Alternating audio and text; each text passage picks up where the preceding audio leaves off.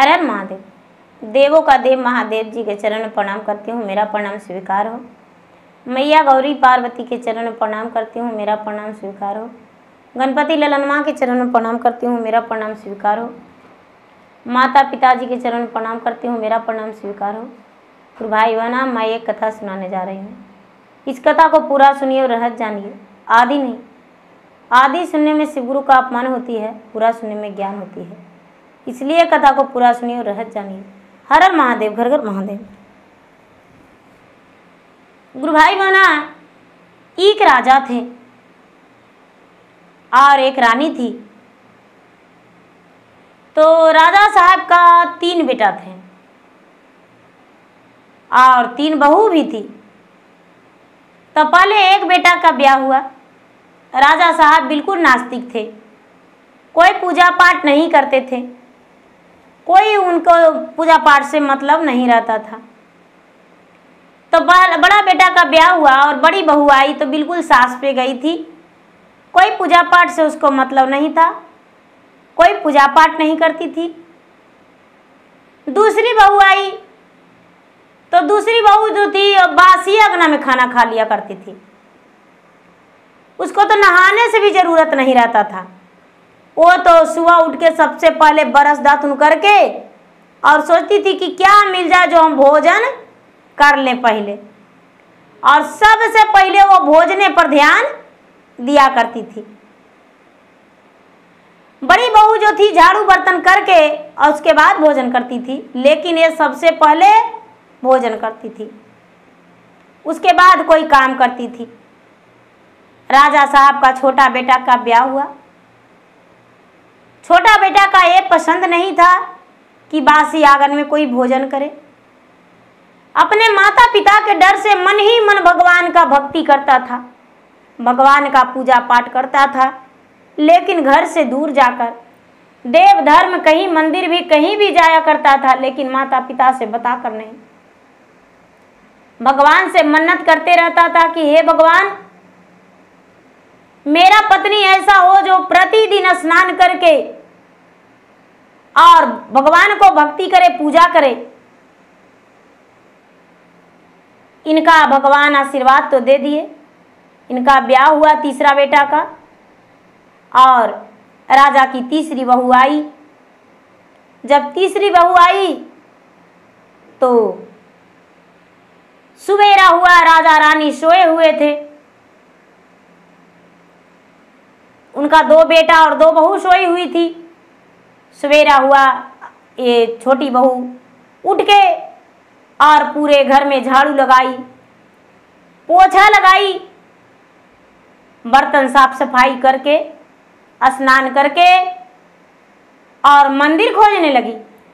अपने पति से कहती है कि हे स्वामीनाथ, क्या आपके घर में मंदिर नहीं, कोई देवी देवता का स्थान नहीं है?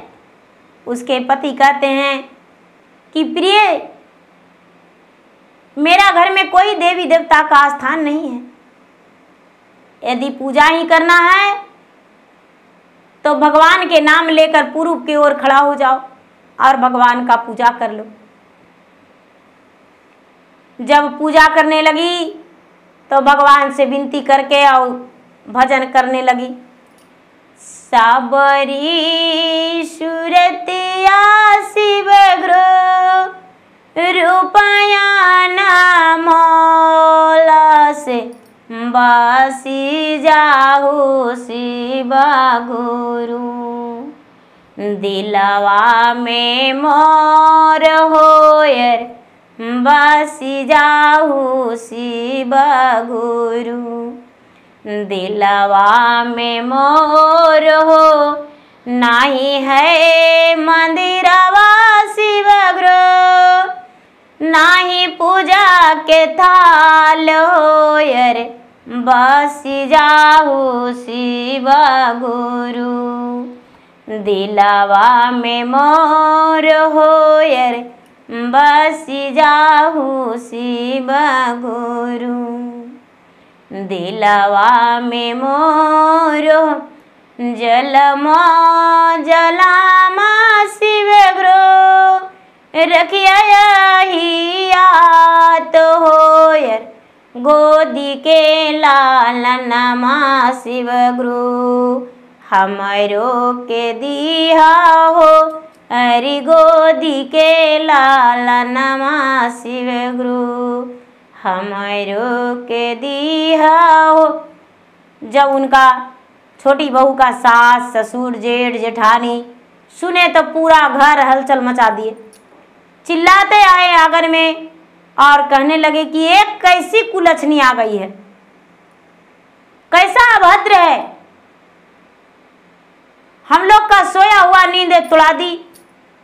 हम लोग कितना प्यार से सोए हुए थे, कितना अच्छा अच्छा स्वप्न में देख रहे थे और ये मुझे सोया हुआ नींद तोड़ा दी। जहाँ तक के कि जो बड़ी जेठानी थी वो जाकर डांटने लगी और जो मंझली थी वो तो छुटकी के बाल में लटक गई।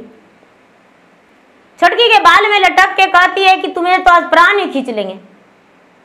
अरे हम 7 बजे उठते थे, बिस्तर छोड़ते थे, उसके बाद दतवन करके और भोजन करते थे, लेकिन इस समय कितना टाइम हुआ है, 5 बजा है और तुम मुझे जगा दी। मेरा तो दिन नींद ही तू खराब कर दी हो, मेरा दिन खराब हो गया। उसको सास कहती है कि भाई इससे ये घर में रहेगी तो हम नहीं रहेंगे। जेठानी कहती है ये घर में रहेगी तो हम नहीं रहेंगे। तीनों मिलकर, उनका सास जेठानी जेठ ससुर तीनों मिलकर सब मिलकर और उसे घर से निकाल दिए। घर से निकाल दिए। नई नवेली दुल्हन थी, अपने पति से कहती है कि हे स्वामीनाथ कहाँ जाएंगे, मुझे कुछ समझ में नहीं आ रहा है, किस रास्ते पे चलें, क्या आप भी मुझे उसी तरह करेंगे। उसके पति कहते हैं कि नहीं, चिंता मत करो, हम जहाँ रहेंगे वहाँ तुम्हें रखेंगे, चलो तू अपने माता पिता के घर। राजा की छोटी बहू कहती है कि नहीं, मेरा तो जगह आपके दिल में है और आपके बगल में है, मायका में नहीं, हम मायका नहीं जा सकते। छोटे राजकुमार अपने पत्नी को हाथ पकड़ के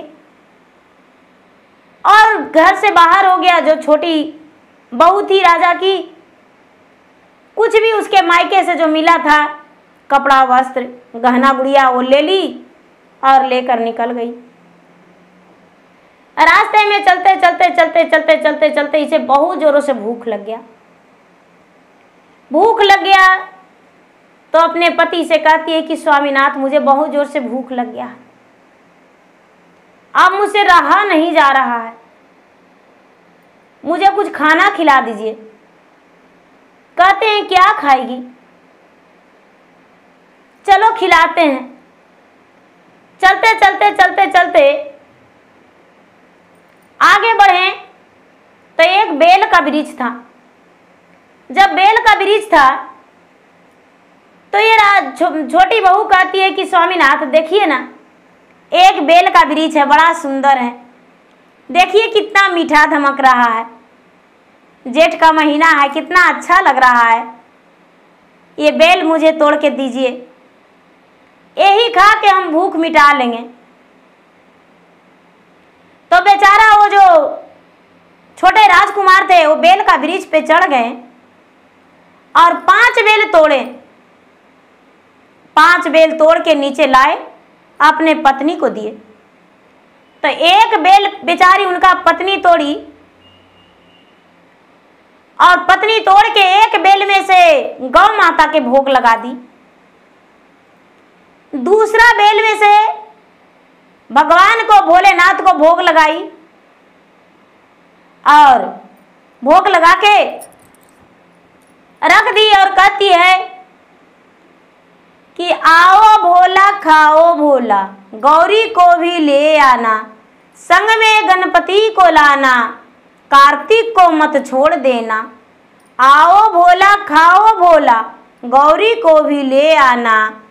गणपति को संग में लाना, कार्तिक को मत छोड़ देना, उन्हें भी लेकर आ जाना।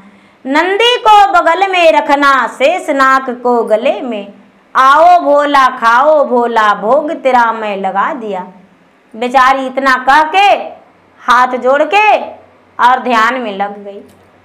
भगवान जो भोलेनाथ थे वो भोग जेम लिए, भोग जेम कर और बड़ा मुस्कुराते चले गए। माता गौरा, गणपति और कार्तिक नंदी सब जेम लिए, जेम कर चले गए।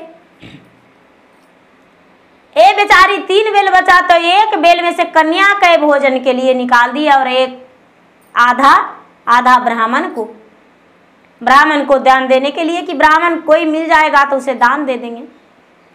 सचमुच में उधर से एक ब्राह्मण का पुत्र आ रहा था, वो ब्राह्मण को बेटा को आधा बेल दे दिया। एक नन्ही सी परी उनके साथ में थी, ब्राह्मण के साथ। ये तो भगवान का रचना था। नन्ही सी परी छोटी सी बच्ची थी, आधा बेल उसे, अब 2 बेल बचा। एक बेल बेचारी अपने पति को भोजन करा दी और एक बेल अपने भोजन कर ली। एक बेल भोजन कर ली, अब कहती है कि मेरा भूख तो मिट गया, पति देव जी अब आगे चलते हैं। आगे चलते चलते चलते चलते एक मंदिर था, गुरु भाई बहना, मंदिर में बड़ी मनी शिष्या बहना बैठी हुई थी और शिष्या बहना बैठकर चर्चा कर रही थी, कहानी सुना रही थी। और जब कहानी सुना रही थी तो दोनों पति पत्नी कहते हैं कि देखिए मेरा आज दिन अच्छा है, चलिए चर्चा हो रहा है, चर्चा में जो है हम बैठ जाएंगे और मेरा दिन भी बीत जाएगा, समय कट जाएगा, शाम में ही मंदिर में रह जाएंगे। दोनों पति पत्नी गए, चर्चा में बैठे, कुछ प्रसादी लिए, प्रसादी मिला, दोनों मिलकर भोजन कर लिए।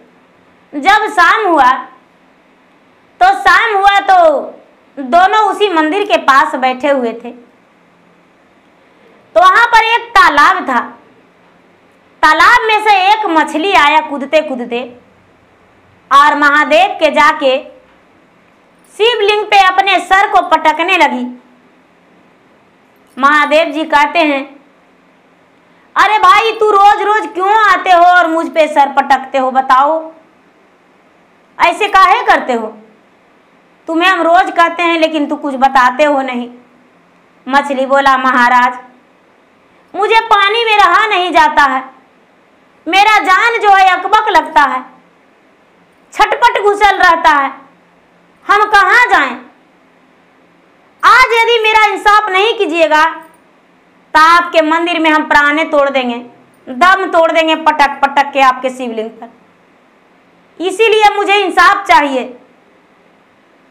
भगवान भोलेनाथ कहते हैं कि अरे मूर्ख, तेरा पेट में मणि है, नागमणि, और तेरा पेट में से मणि जब तक नहीं निकलेगा तब तक बताओ कि तेरा छटपटी कैसे ठीक होगा? तुम व्याकुल जो हो ये ठीक कैसे होगा? मछली कहता है कि कैसे ठीक होगा हम नहीं जानते हैं। बोले कि देखो, यदि तो तेरा जो पेट है वो धीरे से कोई चीर दे हल्का सा, तो हल्का सुराग बन जाएगा तो मणि जो है बाहर आ जाएगा। अब तेरा पेट के पास वो मणि सटा देगा तो पेट ठीक हो जाएगा और तुम पानी में चल जाना और तेरा फिर से शांति मिल जाएगा। दोनों पति पत्नी सुन रहे थे। पति पत्नी सुन रहे थे तो पति पत्नी कहते हैं कि देखिए तो भगवान जी एक मछली से भी बात कर रहे हैं, चलिए ना हम लोग ये मछली के सेवा करते हैं थोड़ा सा। लेकिन चलिए, दोनों पति पत्नी मंदिर में हेल गए और मछली को प्रेम से हाथ में उठा लिए और प्रेम से हाथ उठा के और मछली को सहराने लगे। तो मछली जो बेचारी थी अपना सर उनके गोद में नवा ली। ये जो छोटे राजकुमार थे, छोटे राजकुमार जो थे, उनका जो कांधे में जनोई था, जनोई में एक छुरी था। वो छुरी को मछली के पेट में सटाए और मछली को जो पेट था वो फट गया, अचानक फट गया सटाते ही, और नागमणि जो था निकल गया, बाहर निकल गया। अब वहाँ पर जगमग जगमग जगमग जगमग दीपक जलने लगा, रोशनी पूरा अचानक हो गया। दोनों पति पत्नी घबरा गए और घबरा कर मन ही मन सोचने लगे ये क्या हुआ। फिर भी नागमणि को उठाकर और मछली का पेट में सटाए। मछली का दर्द जो था आराम मिल गया। मछली छटपट में थी उसका पेट फटने के कारण, लेकिन नागमणि को सटाते ही मछली बिल्कुल अच्छा हो गई और पानी में राजकुमार ले जाकर डाल दिए। अब ये नागमणि को उठाकर महादेव के मंदिर के पास रख के कहती है कि महाराज, आप तो मुझे स्वयं भेंट में इसे दिए हैं, लेकिन इससे क्या करें मुझे पता नहीं, ये हम क्या करें। भगवान भोलेनाथ कहते हैं आकाशवाणी कि देखो शिष्या, उसे तुम उठाकर और किसी स्थान पे रख के और जो मांगना है वो मांग लो, तुम्हें स्वयं मिल जाएगा। राजकुमार और राजकुमार की पत्नी दोनों नागमणि को उठाकर और तालाब से पानी लेकर जमीन को लीप दिए और कहते हैं कि हे नागमणि, इसी मंदिर के पास मुझे रहने के लिए स्थान बन जाए और खाने पीने का भी व्यवस्था मेरा यहाँ उपलब्ध हो जाए। उसी स्थान पे सरकारी जमीन था, 2 कमरा इनके लिए बन गया और इनके खाने पीने का व्यवस्था सारा चीज, दाल चावल गेहूं आटा साग सब्जी तेल मसाला सब कुछ जैसे मानो कि पहले से घर में उपलब्ध था, सारा सामान रखा पड़ा है। राजकुमार और राजकुमार की पत्नी दोनों देखकर प्रसन्न हो गए। प्रसन्न होकर और खुश होकर दोनों आपस में बात किए कि चलो भगवान ने मुझ पे दया कर दिए, दयावान हो गए, भगवान मुझ पे इतना कृपा बरसाए हैं स्वामीनाथ, इस धन को हम बड़े अच्छे तरीका से इस्तेमाल करेंगे। जो नागमणि था उसे एक स्थान पे रख दिए, दीपक की तरह जलने लगा और इंजोला घर में लगने लगा। दोनों पति पत्नी सुबह उठे, 4 बजे स्नान करके क्रियाकर्म से संपन्न होकर स्नान करके मंदिर का साफ सफाई किए और साफ सफाई करके और मंदिर में बड़े प्रेम से दोनों पति पत्नी पूजा किए। पूजा पाठ करके और घर में रसोई बनाए, रसोई बना के दोनों मिलकर भोजन किए। वहाँ के जो लोग थे अचानक देखे कि अरे मंदिर के पास 2 कमरा बना हुआ है। कुछ लोग आए मंदिर के पास और कहने लगे भाई आप ये रातों रात कैसे बना लिए। कहते हैं कि मैं भगवान का भक्त हूँ, अरे महादेव का कृपा है, और अपनी पूरा दुख भरी बातें सुना दिए। सारा लोग उनका बात सुनकर बड़े प्रसन्न हुए कि देखिए आपका बहुत अच्छा हुआ कि भगवान आप पे दया बरसाए और आपका रहने का ठिकाना और खाने का 2 वक्त का रोटी मिल गया। आप मेरे महादेव के मंदिर के पास आप यहाँ पर रहेंगे तो बड़ा अच्छा लगेगा। चलिए बहुत अच्छा है। इनका सबको सहवासी दिए। अब गुरु भाई बहना यहाँ की कहानी यहाँ, अब इनका घर का कहानी बताते हैं। जब छोटे राजकुमार घर से निकल गए, उनके माता पिता और उनके भाई भाभी सब मिलकर उन्हें घर से निकाल दिए। तो इनके पास तो रहने का ठिकाना और खाने का ठिकाना भी हो गया। इनका जीवन में कोई दुख नहीं रहा। लेकिन उनके घर क्या हुआ कि घर में धीरे धीरे धीरे धीरे शनि देव का प्रवेश होने लगा और लक्ष्मी मैया दूर होने लगे। जब बड़ी सास नहीं पूजा पाठ करती थी तो लक्ष्मी मैया कहते थे कि चलो थोड़ा देर और रुक के देखते हैं, हो सकता है राजा की बड़ी बहू आए और हम लोग का आदर भाव सेवा संस्कार करे, तो इसलिए हम थोड़ा समय और देते हैं।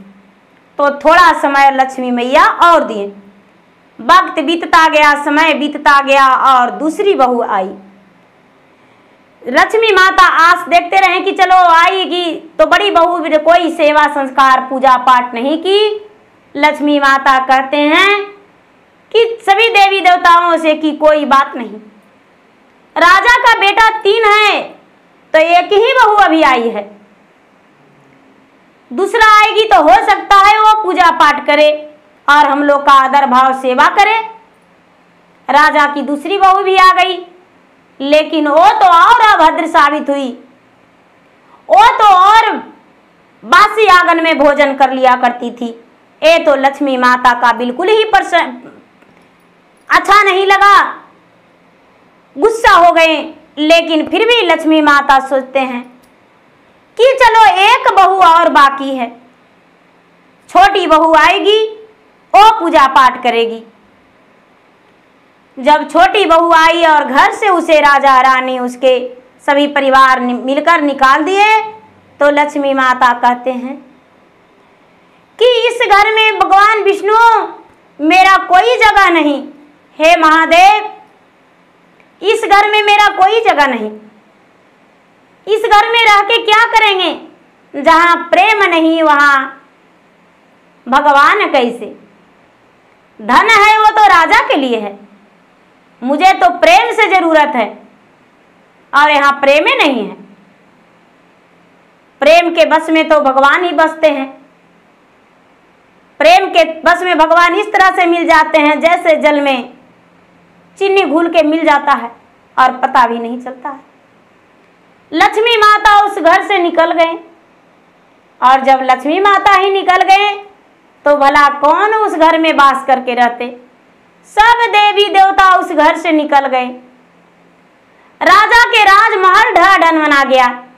कुछ दिन होते होते राजा के खाने पीने पर आफत आ गया।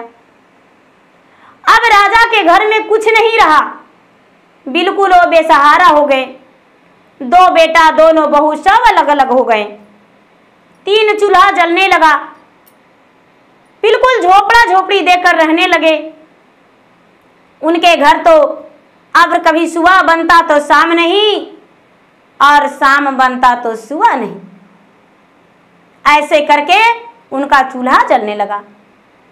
धीरे धीरे धीरे धीरे ये जो बड़ी वाली थी, बड़े वाली अपने पति से कहती है कि स्वामीनाथ अब ऐसे गुजर होने वाला नहीं है, अब आप जाइए देश प्रदेश में कमाइए। बड़े वाले जो थे देश प्रदेश में कमाने चले गए।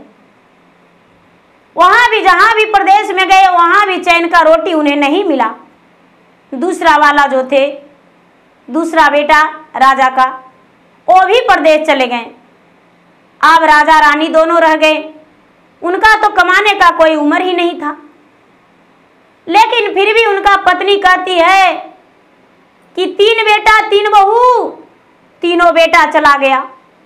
अब मेरे पास रोटी खाने का नहीं है, पहनने के लिए वस्त्र पैसे नहीं है कि उससे खरीद सकते हैं।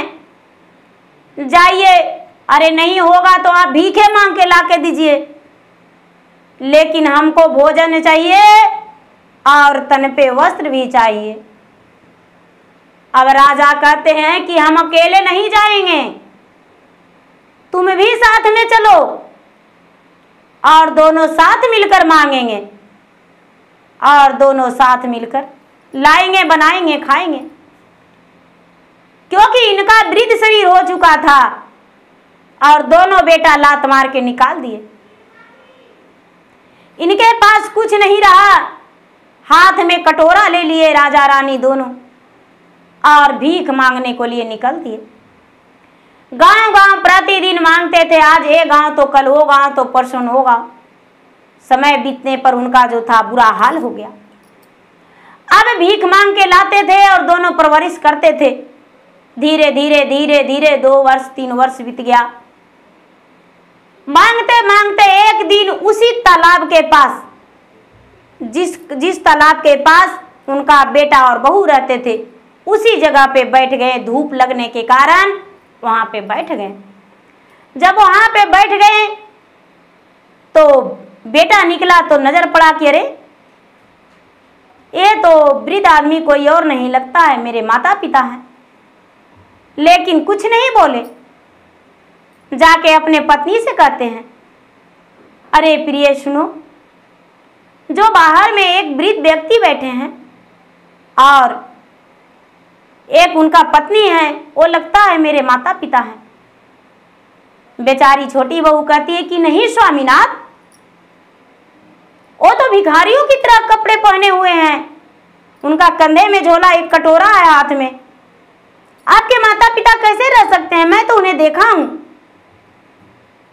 बेटा जो था गोद में खेला था, माँ के गोद में खेलकर और दूध पिया था, पिता के अंगुली पकड़ के रास्ता चलने को लिए सीखा था।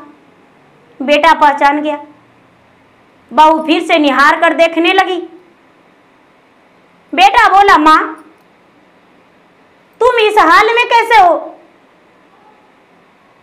जब माँ देखी अपना बेटा को तो आंखों में आंसू भर के और सर झुका ली। छोटा बेटा बोला, माँ तेरे पास तो राजमहल था, तेरे पास जायदाद था, 2 बेटे थे, 2 बहुएं थी, लेकिन आज तू एक भिखारी, एक हाथ में कटोरा लेकर। उसके माता पिता पूरे हाल बताए। बेटा जब से तू घर से आया है तब से घर में तो खौरे खपट लग गया है, घर में कुछ है ही नहीं। बेटा धीरे धीरे तो 2 वर्ष 3 वर्ष किसी तरह से बीता, लेकिन उसके बाद मैं तो बहुत दिनों से भीख मांग मांग के खा रहा हूं। छोटा बेटा और छोटी बहू बोली, पिताजी जल्दी से चलिए, स्नान कीजिए और अपना कपड़ा बदलिए। अपने पति से बोली, जाइए माता पिता के लिए कपड़े लेकर आइए। माता पिता जो है स्नान करेंगे और इनका कपड़ा बदल दीजिए। सास और ससुर का दोनों का स्नान करवाकर और वस्त्र बदलवाकर दोनों का पांव हाथ सेवा किया, चरण दबाया, भोजन दिया और उसके बाद बोला, माताजी पिताजी आपको भीख मांगने का कोई जरूरत नहीं, आप भीख नहीं मांगिएगा, क्योंकि आपका बहू मैं हूं और आप मेरे सासू माँ हैं। पिताजी आप भीख नहीं मांगेंगे, आपका बेटा और बहू मैं हूं, इसलिए आप मेरे साथ आप रहिए और आप मेरे दरवाजा पर बैठे रहिए। हम जो हैं कमा कर लाएंगे और आप दोनों भोजन बैठकर खाइए। राजा रानी छोटे बेटा और छोटे बहू के पास रहने लगे और उनके पास बैठकर खाने लगे, अपना जीवन बिताने लगे। कुछ दिन रहते रहते उन्हें पछतावा आया तो कहते हैं कि बेटा ये सब धन तुम्हें कैसे प्राप्त हुआ? मैं तो तुम्हें खाली हाथ घर से निकाला था। बेटा बोला, माँ तूने जो किया सो किया, भगवान के साथ मैंने कोई गलत नहीं किया था, इसीलिए भगवान मुझे कोई दुख नहीं दिए और भगवान मुझे अचानक धन दे दिए और भगवान के मैं सेवक बन के, उनका चरण के दास बन के आज भी हूँ और पहले भी था। जो माँ भक्ति करते हैं सच्चे मन से, वो कभी दुख नहीं भुगतते हैं, उन्हें भगवान हर सुख शांति देते हैं। माँ मैंने जो किया वो मैं पा लिया, माताजी पिताजी आप जो किए वो पाए, अपना सुखी जीवन बिताइए। गुरु भाई बहना, राजा रानी अपने बेटे और बहू से क्षमा मांगे और वो बोले कि देखो बेटा, मैं भी चाहता हूं कि भगवान के कुछ दिन बची खुची समय में जिंदगी में भक्ति करूं। उनके बेटा बोले कि तो ठीक है, सुबह उठ के स्नान करके भगवान का पूजा पाठ कीजिए, भक्ति भाव कीजिए, आपका पाप धुल जाएगा। राजा रानी दोनों पूजा पाठ करने लगे, भक्ति भजन करने लगे और उनका किया धरा पाप सब कट गया और जब उनका मृत्यु का प्राप्त हुआ तो स्वर्ग की प्राप्ति हुए और उनका जो आत्मा निकला तो स्वर्ग की प्राप्ति हुआ, और कभी उस समय से दोबारा किसी को दुख नहीं देने को लिए सोचे। तो गुरु भाई बहना, कभी किसी को अपमान नहीं करना चाहिए। कोई यदि पूजा पाठ करता है तो उसे देख को हंसना नहीं चाहिए, क्योंकि लोग मुझे खुद कहते हैं कि बहुत बड़ा पुजारी है, प्रतिदिन नहा के खाती, इसे क्या होता है, बड़ी पूजा करती है। लेकिन गुरु भाई बहना, हम छोड़े नहीं हैं। प्रतिदिन मेरा काम वही है। कभी कभी तो ठंडा के मौसम में 1 भी बज जाता है, लेकिन फिर भी अपना भक्ति भाव भगवान को नहीं छोड़े हैं। तो गुरु भाई बहना, मेरा वीडियो अच्छा लगे तो मेरा वीडियो का लाइक करें, शेयर करें। चैनल पर यदि नए हैं तो चैनल का सब्सक्राइब करें, बेल आइकन घंटी को दबाएं, वीडियो का नोटिफिकेशन आपके पास जाए, आप मेरा वीडियो का सुन सके, देख सके। धन्यवाद। हर हर महादेव, घर घर महादेव। प्रेम से बोले शंकर भगवान की जय।